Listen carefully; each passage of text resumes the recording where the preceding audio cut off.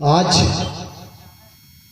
इस बारंगवाड़ी जलाशय निर्माण हेतु उपस्थित सभी क्षेत्र के आदरणीय किसान बंधुओं एवं मेरे युवा साथियों, आप सभी को ग्राम पंचायत छिकना पिपरा की ओर से हार्दिक हार्दिक धन्यवाद, स्वागत। साथियों, जैसा कि आप सभी को अवगत है कि इस क्षेत्र में सबसे ज़्यादा कमी कहीं है तो पानी की वजह से पिछड़ा हुआ है। इसलिए हमारे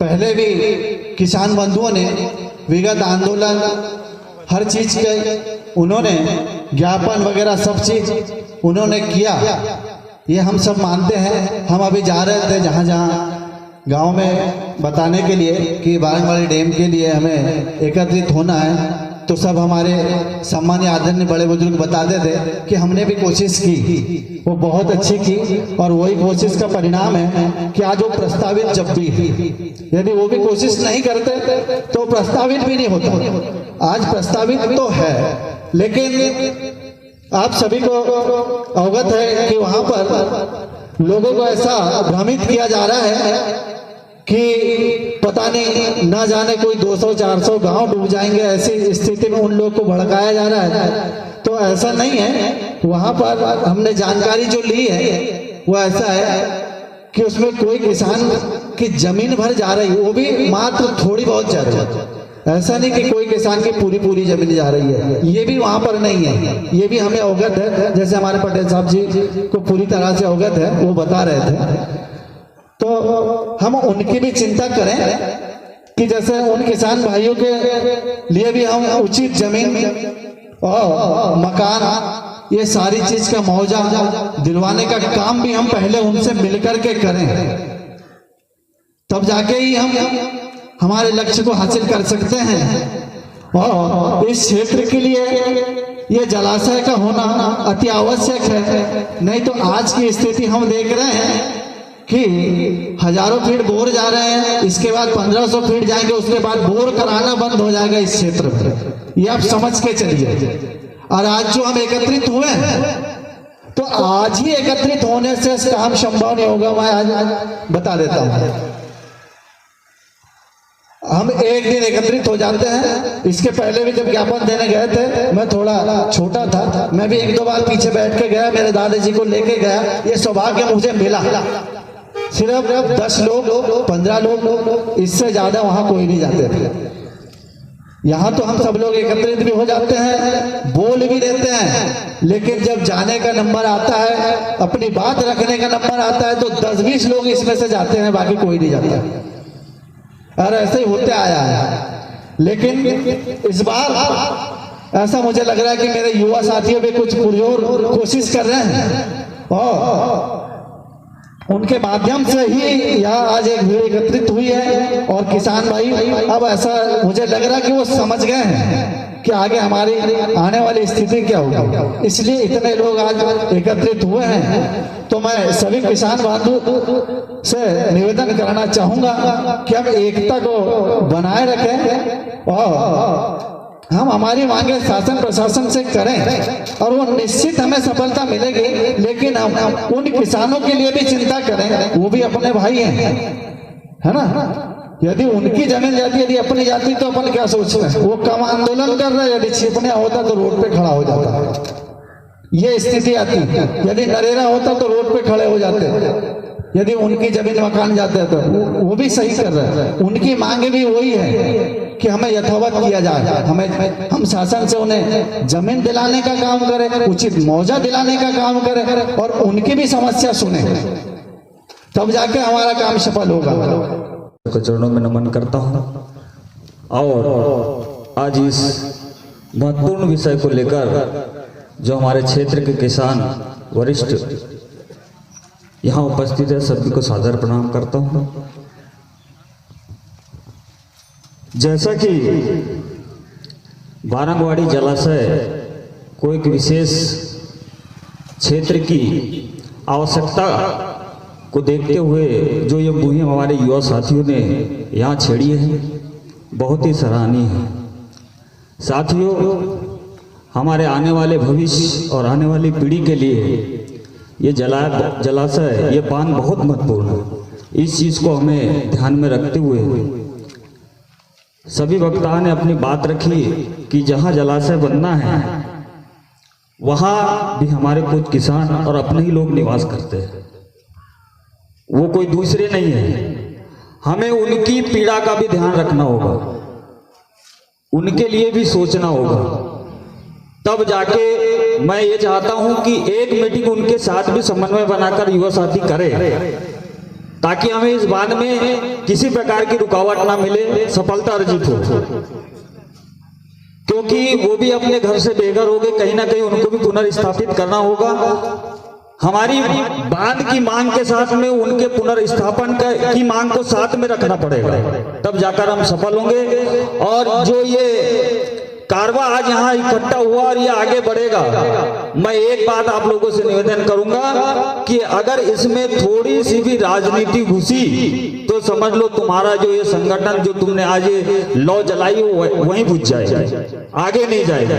तो इसे राजनीति से ऊपर उठकर आज आप ठान ले कि हमें कोई पार्टी विशेष से मतलब नहीं, हमें अपने भविष्य से मतलब है। हमें सिर्फ हमारा एक ही लक्ष्य है कि हमारी आने वाली पीढ़ी को पानी मिले, बस ये लक्ष्य पे काम करना है। हमें राजनीति से कोई मतलब नहीं, किसी दल से कोई मतलब नहीं। अगर हमारे किसान भाई कुछ पार्टी राजनीतिक दल में जुड़े हैं, वो उनको जुड़े रहने दो, उनसे भी हमको मतलब नहीं। अगर वो हमारे साथ आते हैं तो किसान बनकर आए और किसान की बात रखें।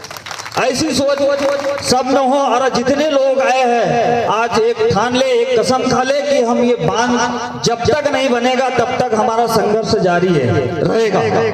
ये सोच अगर आप में है तो आप आगे की लड़ाई लड़ सकते हो। अन्यथा हम एक बार एकत्रित हुए, आज 100 हुए, फिर 25 हुए, फिर 30 हुए, इस तरह से हम धीरे धीरे कम भी हो जाएंगे। हमें संख्या बढ़ाना है। हर गांव में 10 से 15 ट्रैक्टर है। 5 तारीख का शायद डिसाइड किया ज्ञापन देने का, क्यों युवा साथियों? 5 ही तारीख है ना? तो 5 तारीख को आप ऐसा करिए, हर गांव से कोई मोटरसाइकिल मत ले जाओ, कोई जीप गाड़ी लेके जाने की जरूरत नहीं है। अपना किसान का ट्रैक्टर जिंदाबाद। पूरे हर गांव में 10-10 ट्रैक्टर है तो कम से कम हर गांव से 5 ट्रैक्टर निकले, एक रैली की तरह बैनर झंडा बांध के कि किसानों की एकता और क्षेत्र की आवश्यकता शासन प्रशासन तक पहुंचे। तो आज सभी लोग ऐसा एक संकल्प करें कि 5 तारीख को यहाँ जितने हैं इससे 4 नहीं 5 10 गुना अधिक ट्रैक्टर लेके वहां बैतूल पहुंचे और अपनी बात रखे। निश्चित तौर पर आप सफल हो गए और आपके इस प्रयास को कहीं ना कहीं आने वाली पीढ़ी हमेशा याद रखेगी। सभी मेरे वरिष्ठ वक्ता लोग यहाँ बैठेंगे और अपनी बात रखेंगे। मैं छोटी मुंह बहुत बहुत धन्यवाद। इस जल साधन संगठन में उपस्थित हमारे बांध संबंधित सभी किसान भाइयों और बंधुओं एवं मुख्य अतिथि, सही बात है कि लगातार वर्षों से ये डैम संबंधित कैंसिल हो रहा है।